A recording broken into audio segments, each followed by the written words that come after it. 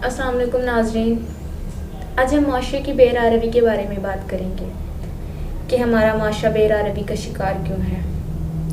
नाज़रीन, हम अपना सारा वक्त एक दूसरे को मोर्दे इल्ज़ाम ठहरा देने में गुजार देते हैं। औरत कहती है कि मर्द माशरे को ख़राब करता है, जबकि मर्द कहता है कि नहीं जी नहीं, माशरा तो सिर्फ औरत ने ख़राब कर रखा है। बजाय इसके कि हम अपनी गलतियाँ देखें, हम एक दूसरे की खामियां तलाश करने में मसरूफ़ हैं। ऐसे कैसे चलेगा? माशरा कैसे सुधरेगा? चलिए बात कर लेते हैं वक्त माजी की। तो मैं अपने बड़ों से सुनती आई हूँ कि वक्त माजी बड़ा हसीन था, माँ बहनों की इज़्ज़तें महफूज थी, ज़िंदगी एक सुकून का मंजर पेश करती थी। लेकिन आज क्या है? क्या हमारी इज़्ज़तें महफूज हैं? हमारी माँ बेटियाँ महफूज हैं? ज़िंदगी बेसुकूनी और बदसलूकी की खुल्लम खुल्ला तस्वीर है। आज के इस दौर में जबकि हर इंसान की आंख से हया ख़त्म हो चुकी है, हर सू आवारगी बेहूदगी का दौर दौरा है। क्या कहूँ, क्या ये इस्लामी मुमलकत है? क्या इसका ख्वाब कायद-ए-आज़म ने देखा था? यही कह सकते हैं कि इस इस्लामी मुमलकत पर अब मगरब का इसे रंग चढ़ चुका है। हम मुसलमान हैं, कुरान हमारा तर्ज़ हयात है, हम कहाँ इन कुरान की तालीमात पर अमल कर रहे हैं। माज़रत के साथ मुझे ये कहना पड़ रहा है कि हमने कुरान पाक को सिर्फ़ और सिर्फ ऊंची जगह रखने और चूमने की चीज़ बना रखा है। और अगर देखा जाए तो माशरे में बेरारवी की बड़ी वजह इस्लाम से दूरी ही है।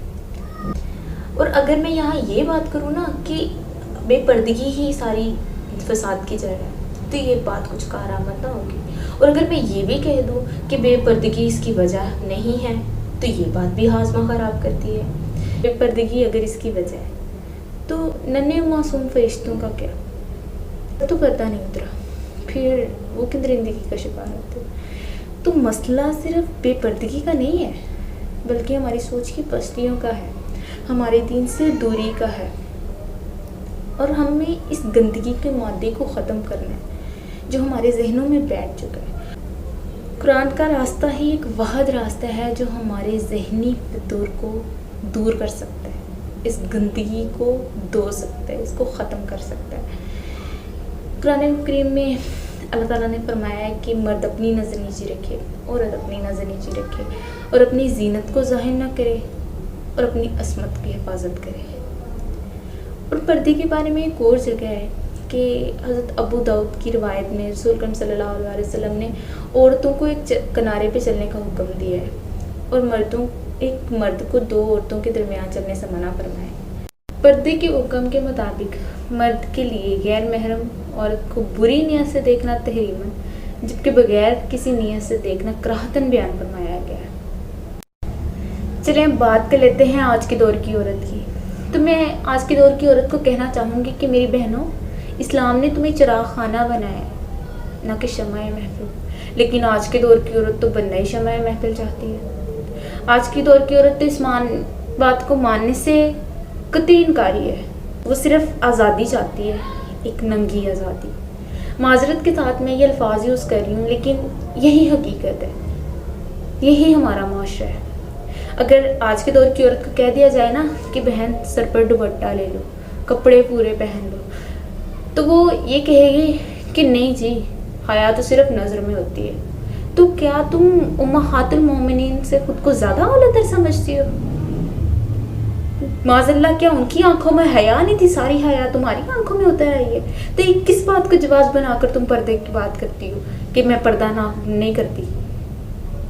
और अगर बात कर ली जाए मर्द की, तो आज का मर्द भी अपनी नज़रें नीचे करने के लिए तैयार ही नहीं है। अगर उसको कह दिया जाए कि अपनी नज़रें नीचे कर लो, तो वो एक ढीठपन का मुजाहरा करते हुए एक बात कहता है कि अगर आपके सामने हीरा पड़ा है और चमक रहा है, तो आपकी नज़र तो बार बार उठेगी उस पर। अरे मेरे भाइयों, आपसे आपकी नज़र का सवाल होगा। औरत की कब्र में नहीं जाना, आपने अपनी कब्र में जाना है, अपना हिसाब अलग से देना है। जबकि अल्लाह पाक कुरान पाक में इरशाद फरमाता है कि पहली भी साख्ता उठने वाली नज़र की माफ़ी है, लेकिन जो नज़र जानबूझकर बुरी नीयत से बार बार डाली जाए ना, उसकी अल्लाह के यहाँ पकड़ होगी।